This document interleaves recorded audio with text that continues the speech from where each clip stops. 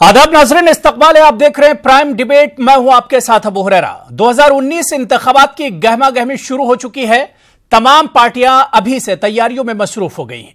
एक जानिब बिहार में एनडीए ने सीट शेयरिंग का फॉर्मूला तय कर लिया है, तो दूसरी तरफ तीसरे मोर्चे यानी फेडरल फ्रंट के लिए भी मुलाकातों का दौरा जारी है। तेलंगाना के सीएम केसीआर ने पटनायक और ममता बनर्जी से मुलाकात की है।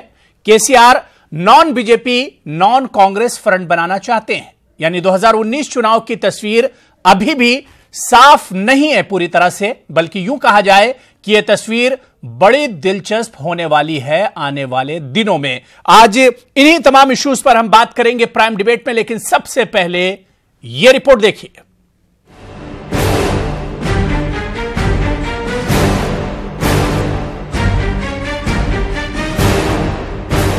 5 रियासतों में हुए असेंबली इंतखाबात में बीजेपी की शिकस्त के बाद एनडीए में बेचैनी महसूस होने लगी है। जेडीयू और एलजेपी जैसी एनडीए की हलीफ जमातों ने बीजेपी को राम मंदिर और 3 तलाक जैसे हसास मामलों से दूरी बनाने तक की सलाह दे डाली और तरक्याती मौज़ूआत पर तवज्जो मरकूज करने का मशवरा दिया।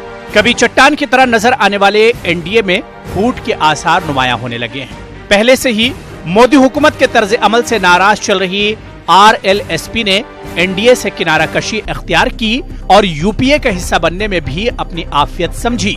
बीजेपी को बिहार में न चाहते हुए भी जेडीयू को मसावी सीटें देनी पड़ी, तो वहीं एलजेपी को मनाने में भी बीजेपी को काफी पापड़ बेलने पड़े और इनकी ख्वाहिश का एहतराम करना पड़ा।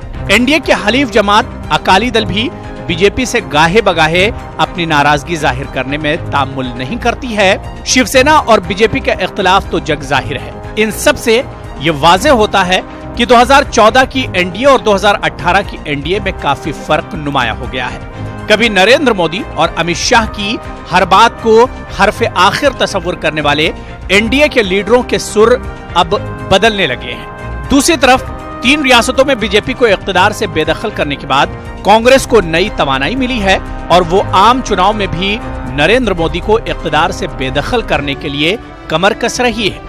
कांग्रेस की हालिया जीत ने यूपीए में एक नई रूह फूंकी है और इसका कुंभा मजबूत भी हो रहा है। तो वहीं कर्नाटक में कांग्रेस और जेडीएस की अच्छी जुगलबंदी है। टीडीपी सरबराह और आंध्र प्रदेश के वजीर आला एन चंद्रबाबू नायडू यूपीए को मजीद मुस्तहकम करने के लिए कोशां हैं और एनडीए को आम चुनाव में शिकस्त से दोचार करने के लिए एड़ी चोटी का जोर लगा रहे हैं। तो वहीं बीजेपी और कांग्रेस दोनों से नाराज जमातें और लीडरान एक मर्तबा फिर तीसरा मोर्चा तश्कील देने के लिए हाथ पांव मार रहे हैं। तेलंगाना में टीआरएस की तारीख साज जीत ने रियासत के वजीर आला के चंद्रशेखर राव को कौमी मंजरनामे पर भी उभार दिया है और इसी का फायदा उठाकर केसीआर तीसरे मोर्चे की तश्कील और इसको एनडीए और यूपीए का मुतबादिल बनाने के लिए ऐसे लीडरों से मुलाकात कर रहे हैं जो बीजेपी और कांग्रेस दोनों से खफा हैं। केसीआर ओडिशा के वजीर आला नवीन पटनायक और मगरबी बंगाल के वजीर आला ममता बनर्जी से मुलाकात कर चुके हैं और दीगर इलाकाई पार्टी के लीडरों से मुलाकात करने वाले हैं, ताकि तमाम इलाकाई जमातों को मुत्तहिद करके एक मौसर मोर्चा तश्कील दिया जाए ताकि मरकज में नॉन बीजेपी और नॉन कांग्रेस हुकूमत तश्कील पा सके। अब देखना यह है कि 2019 का आम चुनाव सहरुखी होता है या फिर मुकाबला एनडीए और यूपीए के दरमियान ही रहता है। ये तो आम चुनाव के बाद ही पता चलेगा किसकी हिकमत अमली ज्यादा कारगर साबित हुई और कौन किसको मात देने में कामयाब हो पाया। Bureau report, news 18 Urdu. तो बिहार में एनडीए का जो फॉर्मूला एक तरह से तय पा गया है, बात बन गई है, लेकिन ये बीजेपी के लिए कितना मुश्किल भरा मरहला था, इस पर भी हम बात करेंगे। इसके अलावा फेडरल फ्रंट की बात हो रही है, थर्ड फ्रंट, तीसरे मोर्चे की बात हो रही है। केसीआर ने ममता बनर्जी से मुलाकात की है, नवीन पटनायक से बातचीत की है। क्या तीसरा फ्रंट कामयाब होगा या तीसरे फ्रंट की बात बनेगी, इस पर भी हम चर्चा करेंगे। कुछ खास मेहमान प्राइम डिबेट में हमारे साथ बातचीत करने के लिए जुड़े हुए हैं। बहुत जल्दी सबका हम तारुफ करा दें। मेरे साथ अजय उपाध्याय हैं जो कि कांग्रेस स्पोक्स पर्सन है, तर्जुमान हैं। इनके अलावा जयराम विप्लव हैं, बीजेपी लीडर हैं। Ajay Kumar LJP spokes person हैं, तर्जुमान हैं। रामेश्वर पांडे जी हैं, सीनियर सहाफी हैं, सीनियर जर्नलिस्ट हैं। निखिल पांडे जेडीयू निखिल मंडल, माफ कीजिएगा, निखिल मंडल जी हमारे साथ जुड़े हुए हैं, जो कि जेडीयू स्पोक्सपर्सन है, तर्जुमान है, और आरजेडी एमएलए अख्तरुल इस्लाम भी हमारे साथ जुड़े हुए हैं।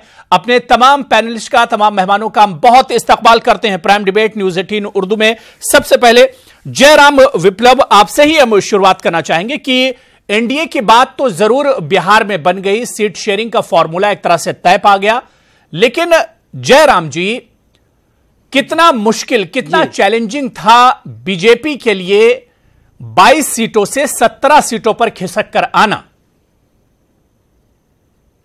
कोई चैलेंजिंग नहीं था। एनडीए में नीतीश कुमार जी और रामविलास पासवान जी लंबे समय से हमारे साथ रहे हैं जी। और एक देश की पूरी परिस्थिति को समझते हुए, एक लार्जर पर्सपेक्टिव में देखते हुए हमने ये निर्णय लिया, और समझौते से सारे दल खुश हैं, सभी लोग संतुष्ट हैं। अच्छा। और एनडीए को हम लोग मजबूत करने की दिशा में आगे बढ़ रहे हैं। ठीक है। एलजेपी से अजय कुमार भी हमारे साथ जुड़े हुए हैं। अजय कुमार, क्योंकि 2014 की अगर बात करें, 7 सीटें एलजेपी जीत कर आई थी और इस बार उससे 6 सीटें मिली हैं, क्या खुश हैं या नाखुश जिस तरह की ये सीट शेयरिंग हुई है? देखिए, हमें 7 सीटें मिली थी और हम जीत 6 ही पाए थे जी। तो हमने 6 का दावा किया था, वो 6 सीटें हमें मिली है। तो बात यहाँ पे जैसा विप्लव जी कह रहे थे कि खुशी और नाखुशी की नहीं है। अच्छा। और एलजेपी ने प्रारंभ से ये बात कही थी कि हमारी लड़ाई कोई सीटों को लेकर के नहीं है जी। हमने 3 राज्यों के बाद रिजल्ट से जो परिणाम मिले उसकी समीक्षा करने की हम बात कर रहे थे। और हम बार बार भाजपा को बड़े दल होने के नाते यह याद दिलाना चाहते थे कि एनडीए जो है वो सबका साथ और सबके विकास के नारे के साथ आगे बढ़ा था। इसमें किसान, युवा, बेरोजगारी, ये सारे मुद्दे महत्वपूर्ण हैं और इनको हम कहीं एनडीए 3 राज्यों में चुनाव में ठीक तरह से रख नहीं पाए और विपक्ष ने, कांग्रेस ने इसको जनता के सामने ले जा पाए। तो ये हमारी स्वाभाविक चिंता थी और गठबंधन में रहते हुए गठबंधन धर्म का पालन करने का हमने काम किया। प्रारंभ से हमारे नेता माननीय चिराग पासवान जी, माननीय रामविलास पासवान जी एवं पारस पासवान जी, तमाम लीडरान यह स्पष्ट कह रहे थे कि हमारी लड़ाई सीटों की है ही नहीं, क्योंकि ये बड़ा सत्य है कि जो हमारा वोट परसेंटेज है वो 2014 में इनको पता है, पूरे देश को पता है, उसके हिसाब से हमें हिस्सेदारी इन्होंने देनी ही थी, इन्होंने दी। इसके लिए हम इनका धन्यवाद करते हैं। ठीक है, निखिल मंडल जी, शुक्रिया करते निखिल हैं, मंडल जी करते हैं। पूरी ईमानदारी से बताइए कि इन 3 राज्यों में जिस तरह के नतीजे आए और 3 राज्यों में बीजेपी को बड़ा नुकसान उठाना पड़ा, शिकस्त हुई, क्या वाकई जो सीट शेयरिंग हुई है एनडीए की बिहार में, उसका फायदा जेडीयू एलजेपी ने नहीं उठाया? 26 अक्टूबर को ही अमित शाह जी ने और नीतीश कुमार जी ने संयुक्त प्रेस कॉन्फ्रेंस करके ये स्पष्ट कर दिया था कि सीटों का बंटवारा इक्वली होगा। अच्छा। तो उसके तो काफी बाद रिजल्ट आया, तो ये तो कहना ही मुझे लगता है बिल्कुल गलत है, क्योंकि ये तो बहुत पहले हो चुका था। अक्टूबर कब था और ये अभी की बात है, रिजल्ट तो अभी की बात है, दिसंबर की बात है। तो ऐसा कुछ नहीं है। और दूसरी बात कि जब आप गठबंधन करते हैं तो इस तरह के कॉम्प्रोमाइज करने को सभी तैयार होते हैं। मैं आपको एक एग्जाम्पल दूं कि 2015 में जेडीयू के 117 एमएलए थे, लेकिन जब हमारा गठबंधन हुआ आरजेडी और अन्य साथियों से तो हम लड़े ही सिर्फ 101 पे। तो ये तो ऑब्वियस है, जब भी गठबंधन होता है तो तमाम साथियों को कहीं ना कहीं कुर्बानी देती होती है और इसी के तहत। और एनडीए के साथ हमारा कोई एलाइज कोई नया नहीं है, पहले भी हम बहुत कंफर्टेबली लड़े थे। और अगर आप पहले की बात करेंगे तो पहले तो हम लोग 25 सीट पे लड़ते थे, 15 पे बीजेपी लड़ती थी और 25 पे।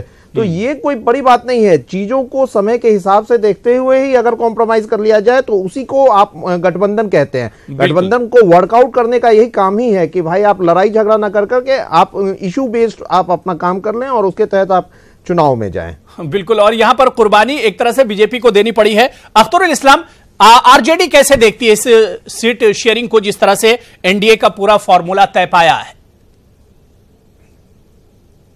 नहीं, देखिए, राष्ट्रीय जनता दल का मानना है कि भारतीय जनता पार्टी एक बड़ी पार्टी है, इसके पास बहुत सारे संसाधन हैं। उन्हें इस बात का एहसास हो गया है कि दोबारा सत्ता में आना बहुत मुश्किल है जब तक कि नए पार्टनर को न मिलाया जाए। और नया पार्टनर अगर शर्त रखता है कि आपको नुकसान में रख के मुझे ज्यादा सीट देना पड़ेगा, वरना समझिए जो पार्टी 22 सीट जीती हुई है वो नीचे आती है, 2 सीट वाले को वो 17 सीट देती है। लोजपा, लोक जनशक्ति पार्टी, भाजपा कंप्रोमाइज करती है, लेकिन लोजपा जो उसका पार्टनर है वो कंप्रोमाइज करने को तैयार नहीं होता है, उसको 6 सीट और 1 राज्यसभा सीट, 7 का 7 सीट दिया जा रहा है। इससे यह बात बहुत समझ में आती है कि भाजपा इस बात को समझती है कि दोबारा सरवाइव करना बहुत मुश्किल है जब तक कि 2-4 पार्टनर, ज्यादा से ज्यादा पार्टनर को न लाया जाए। खासतौर से 5 राज्यों में जो परिणाम आया है, भारतीय जनता पार्टी को एहसास हो गया है कि भारतीय जनता पार्टी के खिलाफ पूरे देश में एक वातावरण बन गया है। जो कमिटमेंट, जो वादे किए थे वे पूरे नहीं किए गए हैं, जिसकी वजह से लोगों में बहुत ज्यादा आक्रोश, बहुत ज्यादा नाराजगी है।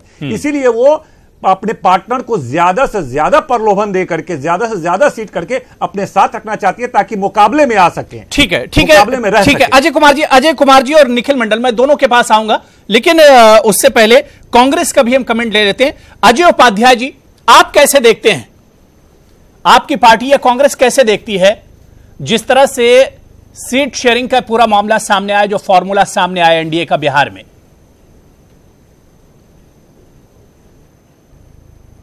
देखिए, वैसे तो राजनीतिक दृष्टिकोण से देखें तो इनका यह व्यक्तिगत मामला है निश्चित तौर पे, और उसमें हमें बहुत ज्यादा टीका टिप्पणी नहीं करनी चाहिए। लेकिन सच्चाई ये है जो जनता के बीच है, बिहार में पिछले 3 महीनों में तीसरी बार ये गठबंधन का रोज एक नौटंकी होता है कि गठबंधन हो गया और फिर कम हो गया, फिर ज्यादा हो गया।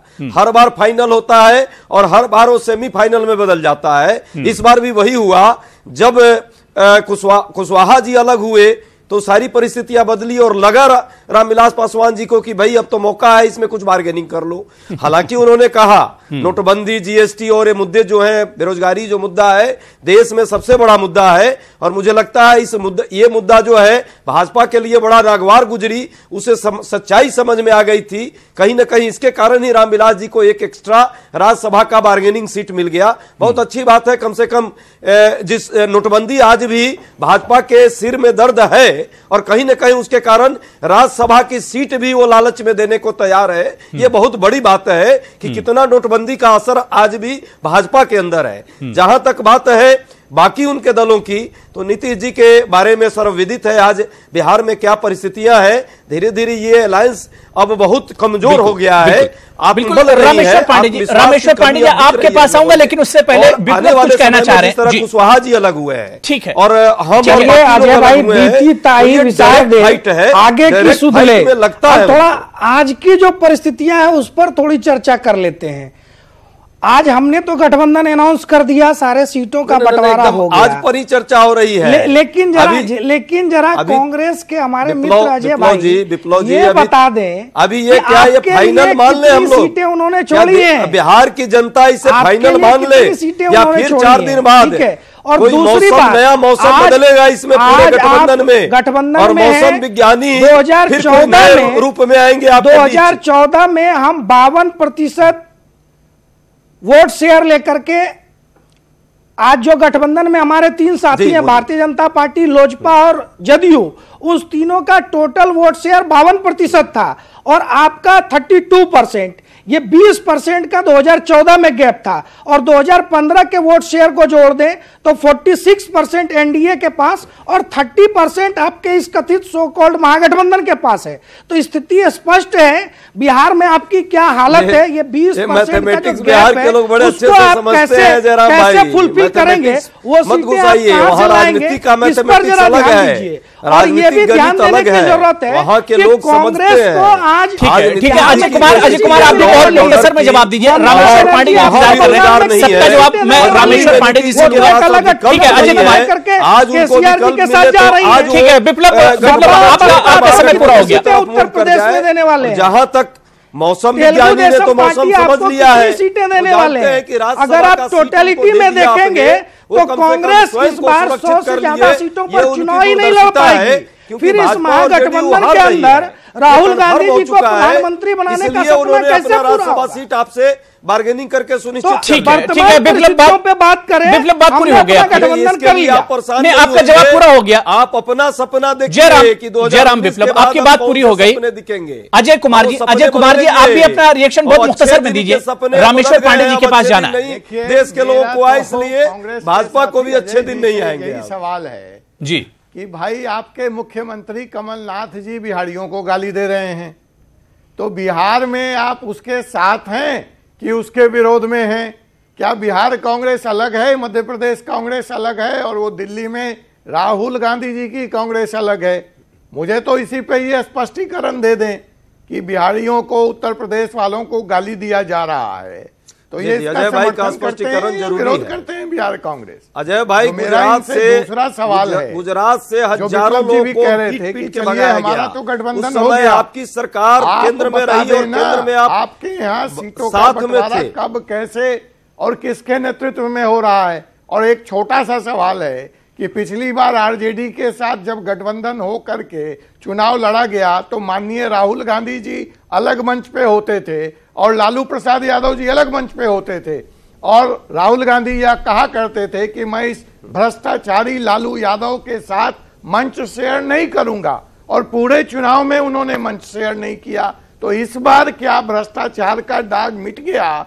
क्या इस बार वो उसी आरजेडी के नेता के साथ मंच शेयर करेंगे या उसी तरह से अलग अलग मंचों से चुनाव का प्रचार करेंगे? ये तीन छोटे से सवाल है मेरा माननीय अजय जी से। ये बता दें देश की जनता को, बिहार की जनता को, समझना चाहती है बिहार। ठीक है अजय उपाध्याय, जल्दी जल्दी से जवाब दीजिए जी। हो रही है। अख्तर इस्लाम आते हैं आपके पास भी। जी जी जी जी। पहली बात तो कमलनाथ जी ने जो भी बातें रखी हैं, उन्होंने कभी कोई भी ऐसी आपत्तिजनक बात नहीं रखी थी।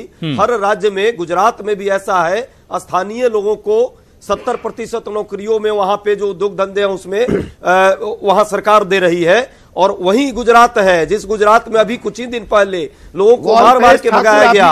अजय भाई याद कीजिए, केंद्र में आपकी सरकार में आप हैं, रामविलास जी भी हैं। रामविलास जी एक शब्द बोले होते तो बहुत अच्छा लगता मुझे बिहारियों के पक्ष में, तो राज्य के लोग देखते हैं। पहली बात। दूसरी बात, जहां तक लालू जी की बात कर रहे हैं, तो सारे लोग जो आपके यहाँ गए सब तो पाप धुल गया है और सारे लोग ब्रह्मचारी हो गए हैं, बाकी लोग अपराधी हैं। भाजपा में जितने लोग हैं वो सभी ब्रह्मचारी और हरिश्चंद्र हैं। ये सभी देख रहे हैं देश के लोग, नीरव मोदी, इनकी सारे लोग, ए टू जेड लोग, तो वो सब देख रहा है लोग, वो कोई मैटर नहीं है। बिहार की बात जहां तक बिहार की बात है, तो मैं अजय भाई से कहीं से भी अलग नहीं हूं, बहुत अच्छे व्यक्ति है, लेकिन मैं कहता हूं कि महंगाई अब मुद्दा रहेगा केंद्र सरकार के विरोध की नहीं, पहला। दूसरा, बेरोजगारी और नोटबंदी की बात जो आपने की थी अभी केंद्र सरकार से, मोदी जी से बात की थी, क्या वो अब मांग खत्म हो गया राज्यसभा मिलने के बाद, या अभी भी वो जारी है? हम उठा ही नहीं रहेगा अजय जी? एक प्रश्न मैं पूछना चाह रहा हूं, जरा इसका जवाब लिया है। किसानों को नया, क्या वो अभी भी है जारी? नई ऋण की व्यवस्था, आपके सारे सवालों का जवाब दूंगा, आप प्रश्न कर लीजिए। ठीक है, आपके सवाल और जवाब पर हम आएंगे। ठीक है, आएंगे। रामेश्वर पांडे जी, बिहार में एनडीए की सीट शेयरिंग किस तरह से इसे आप देखते हैं? आपने आरजेडी को भी सुना, एलजेपी, बीजेपी, कांग्रेस, जेडीयू, सबको आपने सुना। ये इनके अपने अलग अलग रिएक्शन हैं। आपका तजुर्बा क्या कुछ कहता है जिस तरह से सीट शेयरिंग हुई है? 22 सीटें बीजेपी जीती थी और अब 17 पर राजी हो गई है। क्या वाकई में जो बीजेपी की एक मजबूरी कही जा रही है, क्या वो जाहिर होती है मजबूरी? देखिए, बिहार में तालमेल की ही राजनीति होगी, चाहे इस खेमे के लोग हों चाहे उस खेमे के लोग हों जी। एनडीए का तालमेल पहले भी रहा है। उस एनडीए से एक सज्जन कुशवाहा साहब निकल गए बाहर। सीट शेयरिंग में कुछ लेन देन होता है। इसको अगर हमारे मित्र जो तर्क दे रहे हैं वो चुनाव में एक दूसरे पर आरोप लगाते रहेंगे, एक दूसरे को, अपने को ठीक और दूसरे को कमजोर कहते रहेंगे। मैं अपने मित्र से कहना चाहता हूं कि वोट परसेंटेज तो निश्चित तौर पर ज्यादा था एनडीए का, लेकिन जब जनता अपना फैसला सुनाती है तो वोट परसेंटेज का सारा गणित बदल जाता है।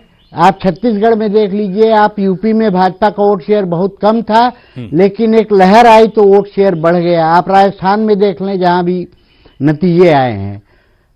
तो ये इन लोगों के तर्क हैं और वो तर्क होने चाहिए। लेकिन अगर इसको देखा जाए तो बाहर ये जो सीट शेयरिंग है वो दो घटनाओं से, जी। उपेंद्र कुशवाहा के निकलने और आक्रामक रवैया अपनाने और दूसरे 3 प्रदेशों के जो चुनाव नतीजे हैं जी। इन दोनों के इम्पैक्ट का भी असर दिखता है। और अगर भाजपा, मैं पिछले बार भी जब सीट शेयरिंग थी तो बहुत बहस हुई थी, कई दिन तक बात चली थी और एक एक सीट पर बहसें होती रही थी। ऐसे में भारतीय जनता पार्टी ने अपनी कुछ सीटें कम की हैं, तो उसे बड़प्पन भी कह सकती है, लेकिन किसी तरह नीतीश को, पासवान को अपने साथ जोड़े रखने की भाजपा की जो बेचैनी है जी। और जो रणनीति है उसका भी रिफ्लेक्शन है।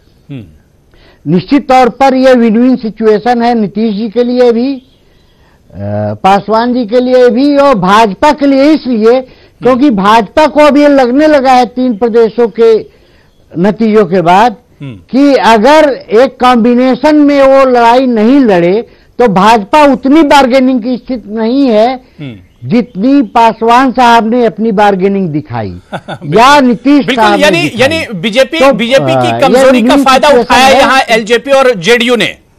रामेश्वर जी, मैं सीरियसली बीजेपी की कमजोरी नहीं, मैंने कहा under the impact of 3 states, 3 state के इलेक्शन और उपेंद्र कुशवाहा का विद्रोह और इसके अलावा जो सुशासन बाबू के नाम पर सवाल उठने लगे जी। और सुशासन बाबू को लगने लगा कि वो ज्यादा बार्गेन नहीं कर सकते हैं, एंटी इनकम्बेंसी फैक्टर से जूझना है, तो तीनों लोगों को एक साथ मिलके लड़ना पड़ेगा, तभी ये अपनी नैया पार लगा सकते हैं। तो ये मजबूरी सबकी है। बिल्कुल। और रामेश्वर पांडे जी, भाजपा लूजर है कुछ सीटों पर। रामेश्वर पांडे जी, एक चीज इसमें और जोड़िएगा, जिस तरह से बराबर की सीट शेयरिंग हुई है, क्या लगता है कि जो मोदी फैक्टर 2014 में उठा था वो फैक्टर अब कमजोर पड़ने लगा है? यानी नीतीश कुमार और मोदी बराबर का यहां पर सीट शेयरिंग हुई है। हाँ, देखिए ऐसा है कि मोदी साहब ने एमपी के चुनाव से लेकर वो प्रधानमंत्री नहीं रह जाते, वो विधायकों का भी चुनाव उसी तरह फ्रंट फुट पर लड़ते हैं, एमपी का चुनाव लड़ते हैं और उससे नीचे चुनाव हो भी मोर्चा संभाल लेते हैं। तो मोदी साहब को यह पता है कि उन्होंने सारी ताकत झोंक दी जी।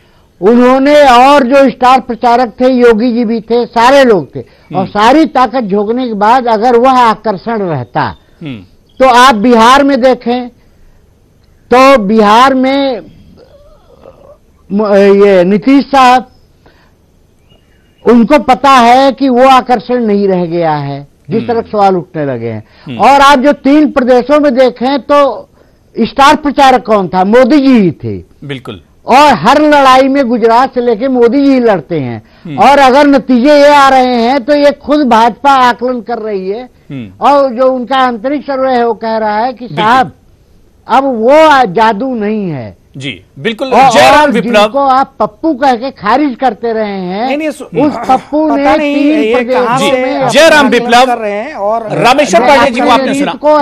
बिल्कुल मोदी फैक्टर कहीं ना कहीं बीजेपी का कमजोर पड़ा है, चाहे वो 3 राज्यों में शिकस्त की हम बात कर ले या जिस तरह से एनडीए का सीट शेयरिंग हुआ बिहार में, मोदी फैक्टर कमजोर पड़ा है। सारी चीजें मजबूत हुई हैं, हमारा आधार बढ़ा है, हमारा वोट शेयर बढ़ा है। 16 से अधिक राज्यों में 2014 के बाद हमने जीत करके सरकारें बनाई हैं। और इस दौरान ही 2014 के बाद जब राष्ट्रीय स्तर पर हमने सदस्यता अभियान चलाया तो 11 करोड़ से अधिक हमारे सदस्य हैं। आज हम विश्व में सबसे बड़ी पार्टी हैं। आज सबसे ज्यादा एमएलए देश भर में हमारे हैं, सबसे ज्यादा एमपी हमारे हैं। तो 2014 के मुकाबले 2019 में हम कहीं ज्यादा मजबूत हैं। और दूसरी चीज, एनडीए में केवल बिहार को बंटवारा हो गया, बिहार में गठबंधन हो गया, इस पर 2019 का चुनाव नहीं होने जा रहा है। बिहार भी एक हिस्सा है। एनडीए में 31 छोटे बड़े दल हमारे साथ हैं। ये दिखाता है कि हम सबको साथ लेकर के चलने की भावना से काम कर रहे हैं। हम देश को जोड़ने की भावना से काम कर रहे हैं। याद रखना होगा कि आपके जो सहयोगी उसमें से बहुत से नाराज भी हैं। हमारे अगर एक दो सहयोगी नाराज थे, हमारे एक दो सहयोगी छोड़ करके गए, तो कई सारे हमारे साथ जुड़े। अगर टीडीपी के चंद्रबाबू नायडू गए तो नीतीश कुमार जैसा मजबूत नेतृत्व बिहार में हमारे साथ आया। और जिन लोगों की नाराजगी की बात कही जा रही है, आज भाजपा की क्या हालत शामिल है, हमारे घर की बात है, मिल बैठ करके सुलझा लेंगे। लगातार देश के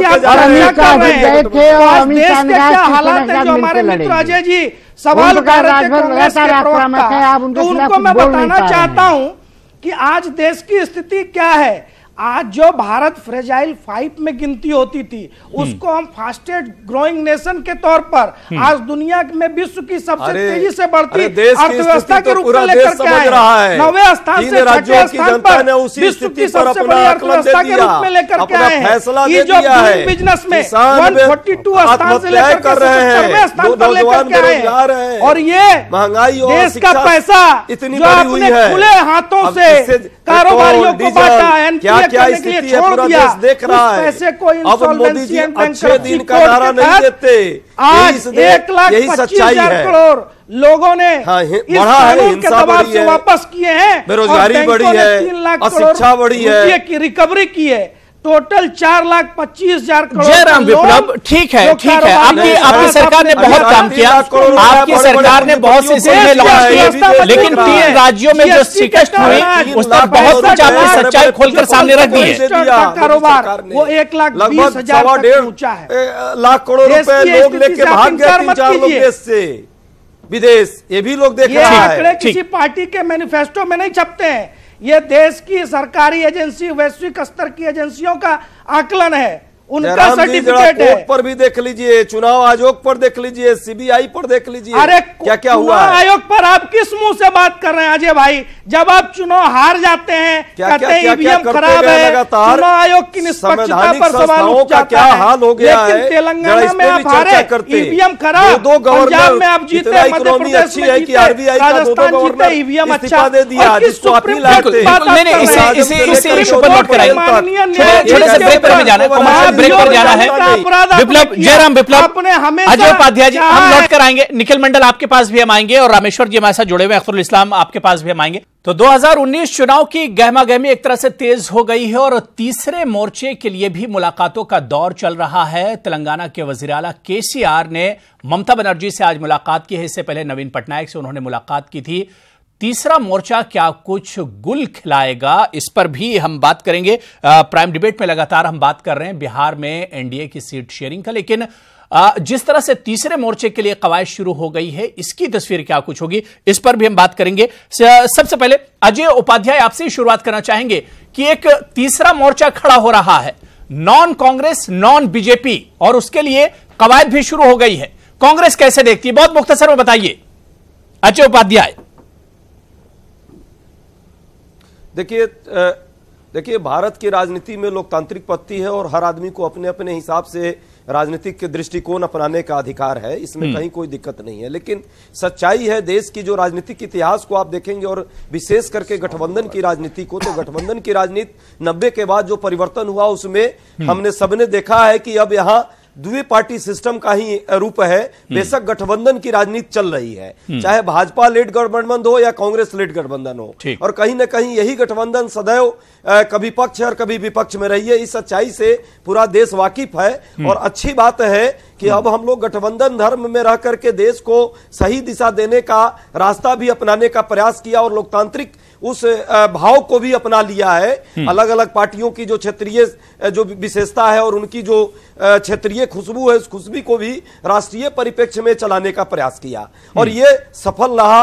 वाजपेयी जी की गवर्नमेंट के भी मैं मानूंगा, उससे पहले और उसके बाद जो है यूपीए 10 साल हमारी मनमोहन जी की चली, और माना जाए तो अभी भी वो चल रही है। देखिए निखिल मंडल कुछ कह रहे हैं, उनकी बात भी सुनिए।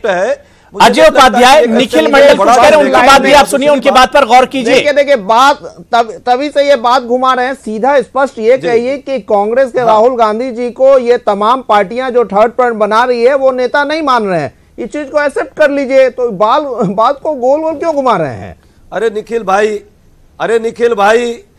भाई निखिल भाई एकदम अच्छी बात आप कहे, लेकिन नीतीश जी से जरा ये प्रश्न पूछ लेते कि कब वो हमारे दरबार आते हैं और कब मोदी जी के दरबार चले जाते हैं। अरे आपके दरबार जाने की जरूरत नहीं है, आपकी कांग्रेस की बिहार में क्या हैसियत थी ये सभी जानते हैं। 27 विधायक है ना, तो वो नीतीश जी की बदौलत है। कांग्रेस के वजूद को अगर बिहार में किसी ने बचाया है ना तो वो नीतीश जी को, नीतीश जी से बात मत कीजिए। सवाल जो पूछा उस सवाल का जवाब नहीं है तो टाल मटोल इधर उधर कर रहे हैं। अरे मेरे सवाल का तो जवाब दीजिए कि थर्ड फ्रंट आपके राहुल गांधी जी को प्रधानमंत्री उम्मीदवार नहीं मान रही है, सवाल का ही जवाब दे रहा हूं बन रहा है, इस बात को क्यों नहीं मान रहे हैं? इधर गोल गोल बात मार रहे हैं आपके मन, ये विचारधारा की लड़ाई होनी चाहिए। सोच रहे थे कि आपके साथ अखिलेश जी आएंगे, निखिल जी, मायावती जी आएंगे, वो लोग भी दरकिनार हो गए, वैचारिक आधार होना चाहिए। तमाम चीज को सच्चाई को कबूलिए उसके आपके राहुल गांधी जो दूल्हे के महाराज बनना नहीं होना चाहिए, जो आप उसके पीछे चले गए। जो 370 कोई भरोसा नहीं कर रहा है, राम मंदिर नहीं बनना चाहिए, रोज राम मंदिर की चर्चा करते हैं और नीतीश जी उन्हीं के पीछे पड़े हुए हैं। कौन सा आधार है? यदि देश में आपका राजनीतिक आधार हो तब आप प्रश्न कीजिए, अपनी आधार अपने बात कीजिए ना, सवाल का जवाब दीजिए। नीतीश जी कर करके तो आप लोग 27 पे आगे बिहार गया। राम मंदिर का मुद्दा, उन्हीं मुद्दों पर नीतीश जी साथ है जिन मुद्दों पर। अरे राहुल गांधी जी को नेता मानेंगे थर्ड फ्रंट वाले, दूरदर्शी नेता मानते थे, उन्हीं के साथ चले गए। अरे नेता मान रहे हैं, अखिलेश जी मान रहे हैं राहुल गांधी को। ठीक है, अजय कुमार नहीं है, ममता जी मान रही है, मान रहा है अजय कुमार जी। बड़ी बड़ी बात रहा है, सीधी बात कीजिए, अपने आप लोग मान लेगा। आप नहीं, ठीक है, आप लोग की बात बहुत समय मैंने दे दिया दोनों लोगों को। ठीक है, अजय कुमार जी हो रहा है। अजय कुमार जी, जिस तरह से अब फेडरल फ्रंट की बात हो रही है, क्या हुआ? ममता बनर्जी, केसीआर, नवीन पटनायक, ये सारे लोग मिलकर एक तीसरा मोर्चा खड़ा करना चाह रहे हैं। एलजेपी कैसे देखती है? क्योंकि भाई देखा आपने, क्योंकि भाई रामविलास पासवान जी को कहा जाता है कि भाई वो मौका परस्ती की सियासत करते हैं। अब अगर ये तीसरा फ्रंट मजबूत बनता है तो क्या कुछ एलजेपी सोचेगी इस फ्रंट के बारे में? नहीं, देखिए इसमें दो बातें बड़ी स्पष्ट है। सबसे पहले तो मेरी गहरी आपत्ति है इस शब्द के इस्तेमाल पर कि एलजेपी मौका परस्ती की राजनीति करती है। मैं आपको पूछना चाहता हूं कि किसे आप मौका परस्ती कहते हैं? एलजेपी कभी भी किसी चुनाव के बाद दल बदलने का काम नहीं की है। चुनाव पूर्व किसी गठबंधन का हिस्सा होती है और ठोक करके गठबंधन धर्म का पालन करने का काम करती है। अगर किसी ने मंत्रिमंडल से इस्तीफा देने का काम किया है तो वो माननीय रामविलास पासवान जी ने किया है। अगर किसी ने मुख्यमंत्री की गद्दी ठुकराई है सिद्धांतों के सवाल पर तो वो माननीय रामविलास पासवान जी ने किया है। तो फिर कहां से ये मौका परस्ती का सवाल उठता है? जो दूसरा सवाल है आपका, माननीय रामविलास पासवान जी ने बहुत पहले स्पष्ट तौर पर कह दिया था कि 2024 तक कोई वैकेंसी नहीं है। मोदी और सिर्फ मोदी जी। जहां तक इन गठबंधनों का बात है, वो कहते हैं ना मुंगेड़ी लाल के हसीन ख्वाब देखना है देख लीजिए। कल केसीआर जी प्रधानमंत्री मोदी जी को मिले, बात नहीं बनी तो आज वो पूरे देश का भ्रमण कर रहे हैं। कभी वो मुसलमानों के लिए हॉस्पिटल बनवाते हैं जिसमें सिर्फ मुसलमानों का इलाज होगा, कभी वो मौलवियों को तनख्वाह देते हैं। तो देश यह सारा उनकी राजनीति देख रहा है। और जहां तक दूसरा गठबंधन का हाल है तो आप जानते हैं कि बिहार विरोधी है, उत्तर प्रदेश के लोगों के विरोधी कांग्रेस पार्टी है और आज तक वो दरवाजा खोल के बुला रहे हैं, आइए आइए आइए। तो अगर वो गठबंधन मजबूत होता तो उनका नेता होता, उनकी नीति होती, उनके दरवाजे बंद होते। गुजरात से आज वो बताएगा कि बिहार में भगाया गया, बिहार उत्तर प्रदेश के लोगों को एक बार भी आपकी आवाज नहीं आई। प्रदेश में भी गुजरात में भी सरकार थी और केंद्र में भी आप मंत्री देंगे। ठीक है अजय कुमार जी, ठीक है। अख्तरुल इस्लाम बंटवारे पे होने जा रहा है और जो तमाशा होगा वो पूरा देश देखेगा। तो इन दोनों गठबंधन का ना कोई जनाधार है, ना कोई सैद्धांतिक आधार है, न इनका कोई नेता है, न इनकी कोई नीति है। और 2024 के बाद का ये ख्वाब देखने को लोकतंत्र में स्वतंत्र है। बिल्कुल। अख्तरुल इस्लाम, किस तरह से आरजेडी किस तरह से इस तीसरे फ्रंट को देखती है? क्योंकि अब कहा जा रहा है कि भाई केसीआर राज्यों में जाएंगे और वहां की जो रीजनल पार्टियां हैं उनसे भी मुलाकात की जाएगी। सिद्धांतिक कौन सा सिद्धांत पर आप बैठे हुए हैं? ये कौन सा सिद्धांत है? देखिए, अबू हरेरा साहब बहुत इत्मीनान से सारे प्रवक्ताओं की अजय जी आते हैं आपके पास जी। मैं मैं उम्मीद करता हूं कि 2 मिनट मेरी बात भी सुनी जाएगी जी।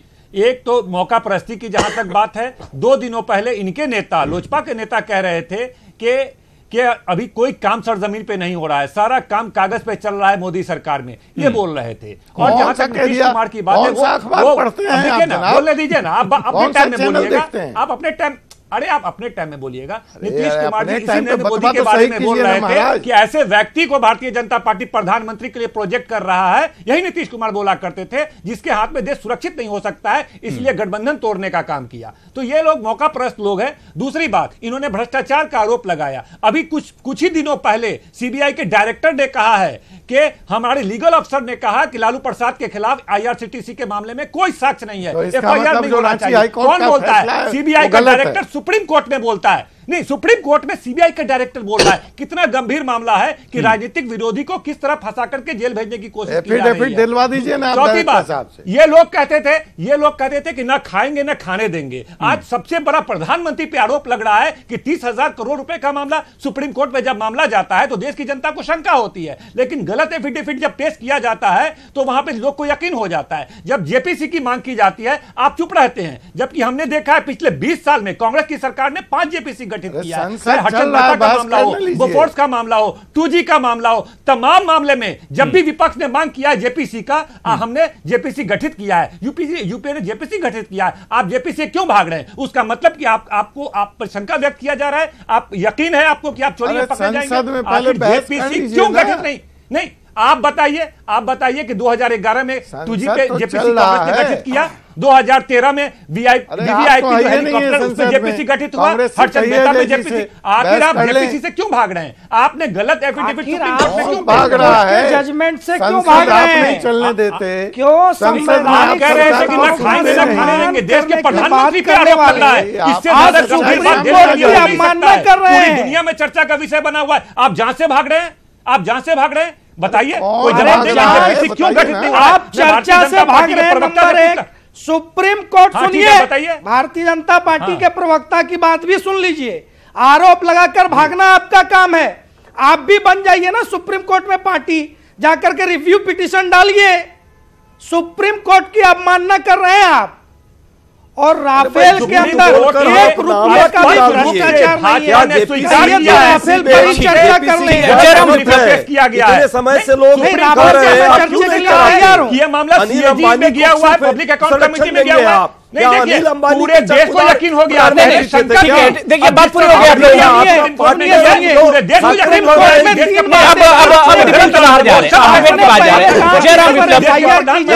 सुप्रीम कोर्ट ने मना किया। ठीक है, बात पूरी हो गई। जयराम शर्मिंदा हो जाते हैं। जयराम विप्लव राफेल पर इस प्रकार की गलतबयानी होगी तो बोलना पड़ेगा ना। क्या देश को बना रखा है? सुप्रीम कोर्ट को नहीं मानते हैं? आपको जेपीसी गठित करने में क्या दिक्कत है? पीएससी में आपने चर्चा तो कर लीजिए, हम तो खुले दिल से कह रहे हैं सदन में चर्चा करिए, सदन में पहले चर्चा कीजिए।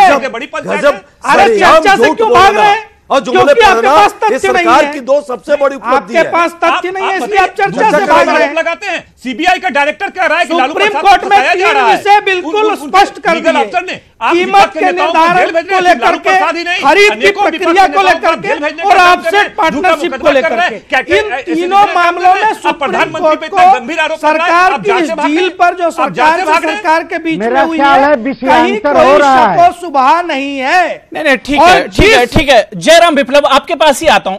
जयराम विप्लव जी, अरे जो मांग हो रही है, पूरा देश जानना चाहता है। अजय उपाध्याय जी आऊंगा आपके पास। अजय उपाध्याय जी आपको और समय दिया जाएगा। जेपीसी कीजिए। अजय उपाध्याय जी, आपको संविधान में और विधायिका में, विधानमंडल में अजय उपाध्याय जी करा दिया। अजय जी आपके पास आएंगे। में कोई भ्रष्टाचार नहीं है, लेकिन अजय उपाध्याय और इनके नेताओं का डर ये है कि मिशेल जयराम विप्लव जयराम वो इनके फैमिली का राज खोल रहे हैं। कहा कि कैग ने रिपोर्ट घूस किसके? जयराम विप्लव आप सुन लीजिए, इनके पास गया है और झूठे ये डर इनको सता रहा है। कोर्ट में भी राहुल गांधी जी देश के चौकीदार को चोर इसलिए बता रहे हैं क्योंकि उनके ऑडियो दोनों लोगों का डाउन कर रहे हैं। हम रामेश्वर पांडे जी के पास जाएंगे। उद्धव ठाकरे भी बोल रहे हैं आपके।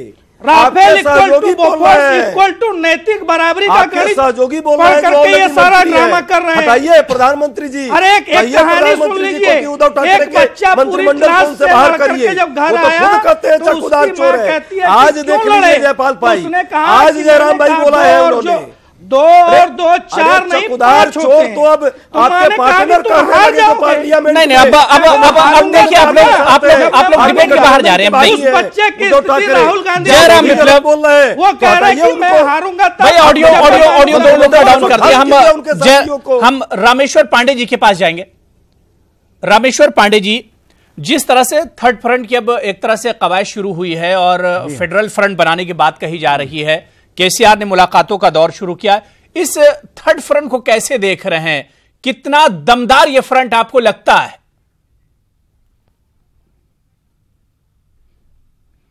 देखिए मित्र, पहली बात तो विषयांतर हो गया था। हम लोगों को बात थर्ड फ्रंट और उसकी भविष्य पर करनी चाहिए और उसकी जो वर्तमान स्थिति है। थर्ड फ्रंट अतीत में बहुत बार कोशिश की गई, गैर कांग्रेस गैर भाजपा मोर्चे बनाने की बड़ी कोशिश की गई। बहुत बार वामपंथी दलों तक ने उसमें समर्थन किया है। और आपको ध्यान हो तो मुलायम सिंह जी तो हमेशा यही कहते रहे कि वो ऐसे ही मोर्चे में शामिल होंगे जहां जो गैर कांग्रेसी गैर भाजपाई हो। तो हिंदुस्तान में बहुत सारी राजनीतिक ताकतें हैं जो भाजपा से और कांग्रेस से अलग अपनी शख्सियत पहचानती हैं और वो राजनीति करना चाहती हैं जी। अतीत का अनुभव बहुत अच्छा नहीं रहा है, लेकिन ये नहीं भूलना चाहिए कि थर्ड फ्रंट में इस बार वो लोग कोशिश कर रहे हैं जो अपने अपने प्रदेशों में मजबूत जनाधार वाले लोग हैं। तेलंगाना में सबको धूल चटाया केसीआर ने जी, उसके मुख्यमंत्री ने, और ममता बनर्जी पूरी ताकत के साथ हैं और भी ममता बनर्जी से लड़ना पड़ रहा है। ममता बनर्जी को लड़ना है कांग्रेस से भी, भारतीय जनता पार्टी से भी, वामपंथियों से भी। ममता बनर्जी खुद थर्ड फ्रंट की पहल करती हैं तो अखिलेश से भी आकर मिल लेती हैं, वो कोशिश करती हैं, और बीच में तो वो बिहार में भी थर्ड फ्रंट की संभावनाएं तलाशती रही हैं। इसी तरह आप देखें तो उड़ीसा में पटनायक साहब का भी एक मजबूत जनाधार है। तो इस बार थर्ड फ्रंट की जो कोशिश हो रही है वो भाजपा और कांग्रेस से समान दूरी के साथ और अपने अपने राज्यों में कहीं भाजपा के साथ तो कहीं कांग्रेस के साथ उनको लड़ना है। तो ये थर्ड फ्रंट उन प्रदेशों में 2019 के चुनाव में बड़ी पार्टियों की से लड़ेगी। और जाहिर सी बात है कि 3, 4, 5 प्रदेशों में अगर थर्ड फ्रंट हाथ मिलाकर लड़ता है तो किसी पार्टी के लिए, भारतीय जनता पार्टी के लिए भी या कांग्रेस के लिए भी एक चुनौती बनेगी। और जाहिर सी बात है कि केंद्र में चाहे एनडीए हो चाहे यूपीए हो, कांग्रेस नीत गठबंधन हो या भाजपा नीत गठबंधन हो जी, कांग्रेस लेड या भाजपा लेड, तो बहुत बार ऐसी भी स्थिति आ सकती है और अतीत में हमने देखा कि थर्ड फ्रंट किंग मेकर की भूमिका में खड़ा हो जाए। उसके बाद इतनी सीटें होंगी कि वो अगर मार्जिन पर दोनों दलों के है, जैसा कि अभी गुजरात में दिखाई पड़ा, जैसा कि अभी मध्य प्रदेश में दिखाई पड़ा कि वोट शेयर भी लगभग बराबर थे और सीटें भी जी। अगर 12-14 सीटें मिल जाती तो भाजपा सरकार बना सकती थी। तो जब ऐसी लड़ाई होगी और ऐसे नतीजे आएंगे और किसी की लहर नहीं होगी तो थर्ड फ्रंट किंग मेकर की भूमिका में भी हो सकता है। बिल्कुल बिल्कुल। तो लेकिन पहले ये बनता किस तरह से है ये देखना भी बड़ा दिलचस्प होगा। रामेश्वर पांडे जी, अजय कुमार जी कुछ रिएक्शन देना चाह रहे हैं जी? वरिष्ठ पत्रकार हैं और उन्होंने खुद कहा कि अतीत अच्छा नहीं रहा है थर्ड फ्रंट का। अब अगर वो कह रहे हैं अगर बनता है, अरे भाई कैसे बनेगा? क्या उत्तर प्रदेश में कोई भविष्य है थर्ड फ्रंट का? क्या मध्य प्रदेश में कोई भविष्य है? क्या बिहार में कोई भविष्य है? तो ऐसा कोई राजनीतिक समीकरण जो हिंदी हार्टलैंड से गायब है, जो कि बहुसंख्यक सीटों का प्रतिनिधित्व करता है, वहां उसकी आपने बात नहीं समझी। मैंने कहा तेलंगाना में धूल छिटा के मुख्यमंत्री तो बने। उड़ीसा, तेलंगाना ममता बनर्जी और बंगाल के आपको आधार पता है पर कि बंगाल में कितनी सीटें हैं लोकसभा की, तेलंगाना में अरे कितनी आप हैं? बता दीजिए ना पांडे जी, जिन जगहों उत्तर प्रदेश में कहां जो थर्ड फ्रंट खड़ा करेंगे, बिहार में कहां थर्ड फ्रंट खड़ा करेंगे, मध्य प्रदेश, मैं उत्तर प्रदेश की बात ही नहीं कह रहा हूं। किसको लेकर के आप थर्ड फ्रंट बनाएंगे? तो जब इन सारे राज्यों से थर्ड फ्रंट गायब है और आपके अनुसार ये जो लोकल छत्रप है कि उड़ीसा में पटनायक जी मजबूत हैं, बंगाल में ममता बनर्जी मौजूद हैं, तो फिर कैसा थर्ड फ्रंट? ठीक है विप्लव, जल्दी से आप भी जवाब दीजिए, आपका रिएक्शन भी। सीधी सीधी लड़ाई है। तीसरे मोर्चे का इतिहास पूरे देश ने देखा है। चरण सिंह जी की सरकार 3 महीने, चरण सिंह जी की सरकार 3 महीने, चंद्रशेखर जी की सरकार 2.5 महीने, वीपी सिंह जी की सरकार 11 महीने और देवगौड़ा जी की सरकार 10 महीने कैसे चली थी ये देश जानती है। उसका कड़वा अनुभव देश की जनता के पास है। दूसरी बात, ये जो छत्रप इकट्ठे करने की बात कांग्रेस जो सपना देख रही है महागठबंधन का, ये कौन लोग हैं? क्या 2014 में इनको इनके राज्यों में हम हरा करके नहीं आए थे? 2014 में इन सारे क्षेत्रीय दलों को उनके राज्यों में हरा करके ही हम आए थे। आज ये कांग्रेस की जगह इन्होंने ले ली है।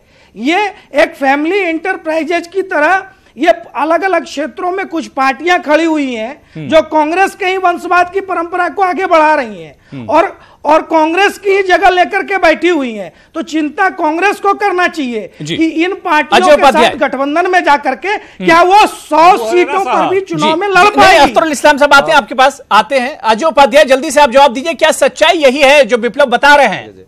विप्लव जी विप्लव भाई, हो सकता है शिवसेना के प्रमुख के बारे में बात कर रहे हो, क्षेत्रीय छत्रप की, लेकिन जहां तक सच्चाई है केसीआर की, तो खिसियानी बिल्ली खम्मा नोचे आज जो स्थिति है केसीआर की, ठीक है उन्होंने वो जीत दर्ज कर लिया उन्होंने, लेकिन भाजपा से हटे हैं और हमारे विरुद्ध में हैं, तो निश्चित तौर पे उनके पास कोई अवसर नहीं है। वो चाह रहे हैं कि किसी तरह कोई एक अपना ये जो राजनीतिक वजूद किसी तरह देश में चर्चा का केंद्र बने रहे। ना तो नवीन पटनायक जी उनके साथ जाने वाले, न ममता जी जाने वाली। देश में क्लियर कट है, इस देश में किसानों के विरुद्ध जो आज मुद्दे हैं, जो किसान विरोधी जन विरोधी नीतियां इस देश में चल रही है, चाहे महंगाई का मुद्दा हो, चाहे युवाओं के रोजगार का मुद्दा हो, इन्हीं मुद्दों पर चुनाव होगा और इन मुद्दों पर स्पष्ट है आर पार की लड़ाई होगी। यहाँ बीच का किसी का रास्ता नहीं है।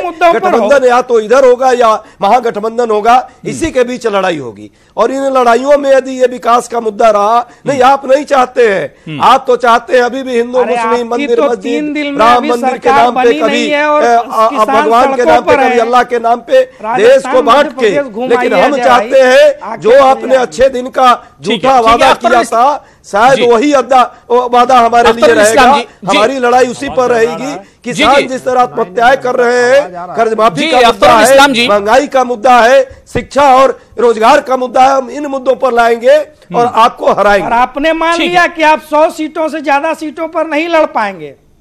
ठीक है अख्तर इस्लाम जी, देश की जनता लड़ेगी चुनाव इस बार, देश की जनता पिछले बार मोदी लहर कहा जाता था कि पिछले लोकसभा चुनाव में मोदी लहर था, फिर भी इस देश में आजादी के बाद सबसे कम 31% वोट लाके केंद्र की सरकार बनी और देश की जनता ने यह महसूस किया, 4 सालों तक लगातार देखा कि एक भी कमिटमेंट पूरा नहीं हुआ, जनता गोलबंद हो रही है। ये पॉलिटिकल पार्टी थर्ड फ्रंट बनाए या कोई फ्रंट बनाए उससे मतलब नहीं है, जनता गोलबंद हो रही है। जो मजबूत फ्रंट होगा भारतीय जनता पार्टी एनडीए के खिलाफ, जनता उसके साथ होगी। 5 राज्यों में अभी चुनाव हुआ, 3 राज्यों में कांग्रेस सशक्त था, लोग कांग्रेस के साथ गए। उसी तरह आपने देखा कि वहां कांग्रेस को भी वोट नहीं किया, वहां टीआरएस को वोट किया, और इसी तरह आप मिजोरम में देखा कि किसी और को वोट किया। तो जनता हर हालत में भारतीय जनता पार्टी को हराना चाहती है और वहां पे जो भी फ्रंट वहां पे मजबूत होगा। ठीक है, निखिल मंडल क्या यही लगता है कि जो मध्य प्रदेश में बहुजन समाज पार्टी सपा भी था, वो डिवीजन हो सकता था, लेकिन जनता अंतुगतवा एक पार्टी के साथ गई जो कड़ी टक्कर दे सकता है। काफी कमजोर है। नहीं ठीक है विप्लव, आपको बहुत समय दे दिया। निखिल मंडल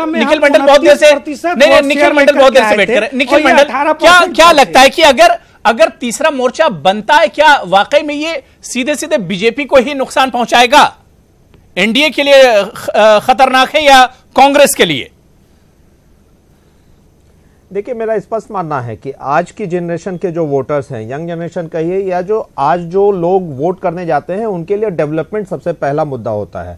तो आप जो तमाम ये गठबंधन बन रहे हैं या जो भी थर्ड फ्रंट की बात आ रही है, तो ये किसी की कोई नीति है या किसी ने कोई आगे करके पीएम मटेरियल या पीएम कैंडिडेट के तौर पे किसी के चेहरे को आगे किया है? नहीं। तो जब आपका कोई ना नीति सामने है, ना कोई आपका नेता सामने है, तो फिर किस तहत आप वोट लेने जा रहे हैं या आपको कैसे लगता है कि वोट आपको मिलने जा रहा है? मुझे नहीं लगता आज के जनता या जनरेशन जितने भी हैं, यंग जनरेशन हो या जितने भी लोग हों, वो डेवलपमेंट के नाम पे वोट करते हैं। और मुझे लगता है बीजेपी की बात की जाए या बिहार में जेडीयू की बात की जाए, हम लगातार डेवलपमेंट के नाम पे ही वोट मांगते आए हैं, आगे भी मांगेंगे और हमें लगातार वोट मिलता आया है, ये स्पष्ट रूप से दिखता है। तो ये लोग कितने भी कोशिश कर ले।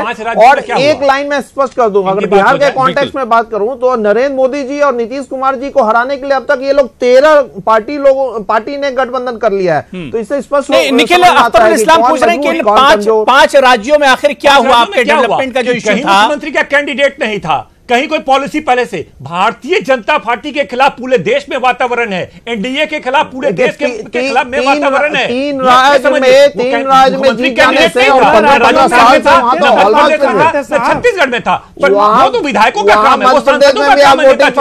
पीछे ही थे, वो अलग बात है कि अब नंबर्स में जीत गए। भाजपा के खिलाफ एक वातावरण बन गया है और भारतीय जनता पार्टी हर हालत में डूबती हुई जहाज है, चाहे नीतीश कुमार साथ में जाए, रामविलास पासवान साथ में जाए, जो भी जाए। इसीलिए रामेश्वर पांडे जी का आखिरी कमेंट आपसे चाहेंगे अलग हट भी रही है कि अगर तीसरा मोर्चा जिस तरह से जो समझ रहे हैं उनको साथ छोड़ ला रहे हैं, तैयारी में है आप। नहीं, ठीक है रामेश्वर पांडे जी, एक आखिरी कमेंट आपसे चाहेंगे। जिस तरह से अब एक तस्वीर बन रही है, जिस तरह से कवायद शुरू हुई है तीसरे मोर्चे की, क्या जिस तरह से एनडीए बिखर रहा है या यूपीए में जो बेचैनी है गठबंधन को लेकर, क्या उसका फायदा तीसरा मोर्चा उठा पाएगा? या जिस तरह के तजुर्बेकार लीडर इस बार तीसरे मोर्चे में, जैसा कि आपने कहा ममता बनर्जी हैं, केसीआर, इस तरह के लीडर क्या वाकई में एक मजबूत तीसरा मोर्चा थर्ड फ्रंट बना पाएंगे? देखिए, हमारे यहाँ बैठे हुए सारे मित्र राजनीतिक हैं और मैं सिर्फ यही कहूंगा कि राजनीति में किसी राजनीतिक शख्सियत को या राजनीतिक ताकत को इग्नोर नहीं करना चाहिए। मैंने कहा कि पिछला अनुभव ठीक नहीं रहा है, लेकिन मैंने सिर्फ ये ध्यान दिलाया कि जिन 3 प्रदेशों में गंभीरता से मोर्चा बन रहा है, कभी एनडीए के पार्ट रहे हैं चंद्रबाबू नायडू की एक शख्सियत है।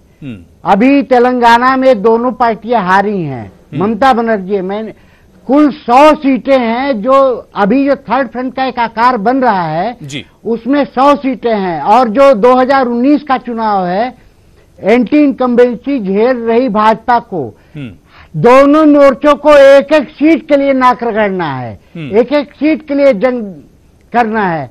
ऐसे में थर्ड फ्रंट का अगर एक आकार बन गया, उत्तर प्रदेश में नहीं बने मान लिया, बिहार में नहीं बने मान लिया, मध्य प्रदेश में नहीं बने, लेकिन इन जहां 100 सीटें के जो छत्रप हैं, अगर इनमें से 50 सीट भी ये चुनौती दे देंगे ठीक से, तो अगले आने वाली सरकार के लिए, और भाजपा तो इतने दबाव में है कि ओम प्रकाश राजभर यूपी में लगातार हमलावर हैं और उनको बिल्कुल देखिए विप्लव समय नहीं बचा है, वक्त हमारे पास टाइम बिल्कुल नहीं बचा, लेकिन इतना तो साफ है जिस तरह से रामेश्वर पांडे जी कह रहे हैं हम लोग तस्वीर तो अभी बहुत मुश्किल है 2019 सियासत की, लेकिन जो भी तस्वीर बन रही है सियासी तस्वीर वो एक तरह से बहुत दिलचस्प होगी। बहुत बहुत शुक्रिया अजय उपाध्याय हमारे साथ जुड़ने के लिए, जयराम, विप्लव आपका भी, अजय कुमार, रामेश्वर पांडे जी, निखिल मंडल जी, अख्तरुल इस्लाम जी, सभी का बहुत बहुत शुक्रिया हमारे साथ प्राइम डिबेट में जुड़ने के लिए। प्राइम डिबेट में आज फिलहाल इतना ही।